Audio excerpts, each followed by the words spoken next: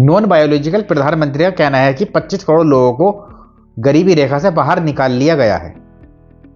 ये 25 करोड़ लोग कौन हैं, जबकि 80 करोड़ लोग सरकारी राशन पर जिंदा रह रहे हैं।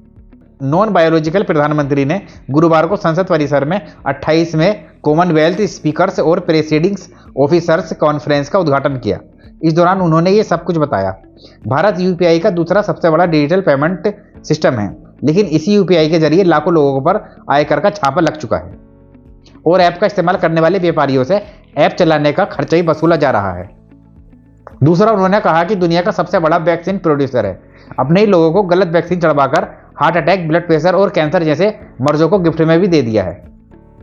आगे कहते हैं, दुनिया का नंबर 2 स्टील प्रोड्यूसर है, दुनिया का तीसरा सबसे बड़ा स्टार्टअप इकोसिस्टम है, दुनिया का तीसरा सबसे बड़ा एविएशन मार्केट है, दुनिया का चौथा सबसे बड़ा रेल नेटवर्क है, दुनिया का तीसरा सबसे बड़ा मेट्रो रेल नेटवर्क है। इतना सब कुछ होने के बावजूद भी युवाओं को रोजगार नहीं मिल रहा है। सरकारी नौकरियां बिल्कुल खत्म हो गई हैं और जो रोजगार मांगने युवा जा रहे हैं उन पर लाठी बरसाई जा रही हैं। सवाल उठता है, स्टील इंडस्ट्रीज में नौकरियां कहां गई? पता नहीं।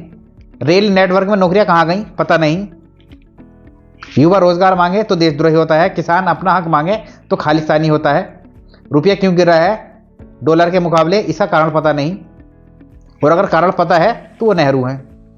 और कहते हैं कि भारत एक लोकतांत्रिक देश है और इसकी पहचान लोकतंत्र से है। हम लोकतंत्र में हर किसी का कल्याण कर रहे हैं, लेकिन वही मॉब लिंचिंग जब मुसलमानों की हो जाती है तो उनमें से ना किसी को गिरफ्तार किया जाता है और न ही किसी पर एफआईआर दर्ज कराई जाती है और न ही किसी को सजा दी जाती है, और देश लोकतंत्र है।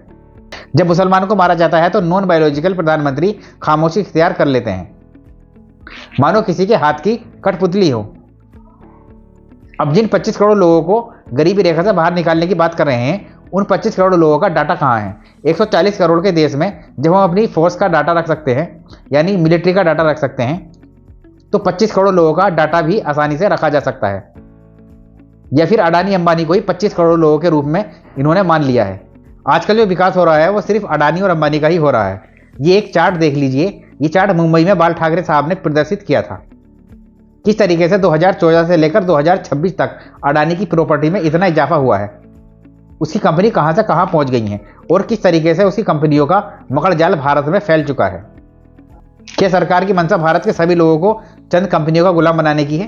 क्योंकि अगर हम इतिहास पर नजर डालें तो ईस्ट इंडिया कंपनी ने भी इसी तरीके से अपने धीरे धीरे भारत में पैर पसारे थे और देखते ही देखते भारत को गुलाम बना लिया था।